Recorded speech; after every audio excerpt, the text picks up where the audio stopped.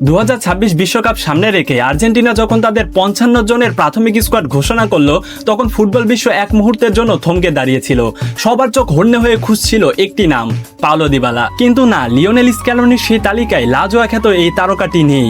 যাকে একসময় মেসির উত্তরসূরি বা সেকেন্ড মেসি বলা হতো, তার হয়তো আর আকাশি সাদা জার্সিতে আর কখনো ফেরা হবে না। দিবালার গলায় বিশ্বকাপ জয়ের মেডেল আছে ঠিকই, কিন্তু আর্জেন্টিনার হয়ে বিশ্বকাপ ক্যারিয়ারে তার রয়েছে মাত্র 3টি ম্যাচের সংক্ষিপ্ত আক্ষেপের গল্প। একটি হলো 2018 বিশ্বকাপ, যেখানে ক্রোয়েশিয়ার কাছে হারের ম্যাচে মাত্র কয়েক মিনিটের জন্য মাঠে নামা। এরপরে আর দুটি ম্যাচ 2022 বিশ্বকাপে। আজকালকার অনেক নতুন ফ্যান আছে যারা 2022 বিশ্বকাপ থেকে হয়তো ফুটবল খেলা দেখা শুরু করেছে। তারা হয়তো বলবে দিবালা তো সবসময় ইনজুরিতে থাকে, তাকে নিয়ে কি লাভ। তাদের উদ্দেশ্যে বলি, দিবালার খেলার ধরন আর তার ক্লাসিক্যাল ফুটবল সম্পর্কে তাদের ধারণা একটু কমই আছে।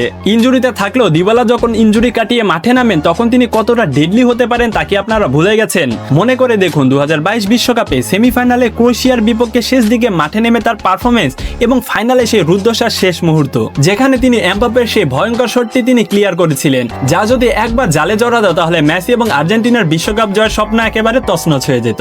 এরপরে ট্রাইবেকারে সেই নিখুঁত পেনাল্টি শট। দিবালা ছিলেন সেই শান্ত যোদ্ধা যিনি সুযোগ পেয়ে বাজিমাত করেছিলেন, যা শুধু জাতীয় দলেরই উদাহরণ। জুভেন্টাসের হয়ে ক্লাব ফুটবলের কথা নাই বললাম, আজ তিনি স্কোয়াডে নেই, কিন্তু আর্জেন্টিনার থার্ড স্টারের গায়ে তার হাতের ছাপ চিরস্থায়ী। 2024 সালের পর থেকে দিবালাকে আর আর্জেন্টিনার জার্সিতে দেখা যায়নি। ফুটবল পাড়ায় গুঞ্জন আছে স্ক্যালোনির সিস্টেমে দিবালা খুব একটা ফ্যান্সি বা অপরিহার্য নয়।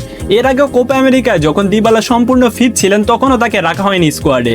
স্ক্যালোনি বারবার ট্যাকটিক্যাল দোহাই দিয়ে এই লিভিং লিজেন্ডকে বলি দিয়েছেন। যারা মনে করেন বয়স বা ইনজুরি তাকে ধীর করে দিয়েছে, তাদের জন্য দিবালার রিসেন্ট ফর্ম ছিল এক মোক্ষম জবাব। সবচেয়ে অবাক করা বিষয় হলো এই যে দিবালা কিন্তু ফর্মে নেই এমনটা কিন্তু বলা যাবে না। গত জানুয়ারিতে তোরিনোর বিপক্ষে 1 গোল এবং 1 অ্যাসিস্ট, এসি মিলানের বিপক্ষে দুর্দান্ত পারফরমেন্স এবং স্টুটগার্টের বিপক্ষে ইউরোপা লিগে অ্যাসিস্ট প্রমাণ করে যে তার ধার এখনো কমেননি। ইনজুরি থেকে ফিরে এসেও পালমার বিপক্ষে শেষ ম্যাচে পুরো ম্যাচ জুড়ে রাজত্ব করে দিবালা অর্জন করেছিলেন 8.7 রেটিং, এবং তার পা থেকে এসেছিল একটি দুর্দান্ত অ্যাসিস্ট। তবুও জাতীয় দলের 55 জনের বিশাল তালিকায় তার জায়গা হয়নি। এটা আদৌ কি দিবালার পারফরমেন্সের ঘাটতি, নাকি এর পেছনে লুকিয়ে আছে অন্য কারণ? আর্জেন্টিনার ফরওয়ার্ড লাইনে দিবালা কি সত্যি পিছিয়ে?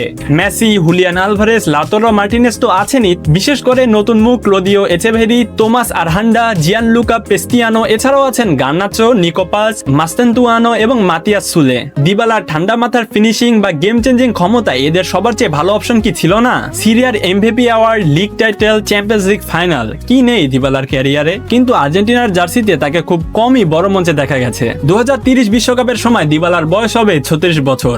বাস্তববাদী হলে এটাই সত্যি যে আর্জেন্টিনার জার্সিতে দিবালাকে হয়তোবা বিশ্বকাপের মঞ্চে আর কখনো দেখা যাবে না। আর্জেন্টিনার ইতিহাসে যার নামটা স্বর্ণাক্ষরে লেখা থাকবে, তবে সেই সাথে লেখা থাকবে এক বুক অভিমান, যিনি সবকিছু দিয়েও প্রাপ্য সম্মানটুকু পেলেন না। স্ক্যালোনি হয়তো তারুণ্যে জয়গান গাইছেন, কিন্তু দিবালার মতো একজন দ্য জুয়েলকে হারিয়ে আর্জেন্টিনা দল তাদের একজন নীরব যোদ্ধাকে হারালো। বিদায় লাজোয়া, আর্জেন্টিনা ফ্যানরা তোমাকে কখনো ভুলবে না।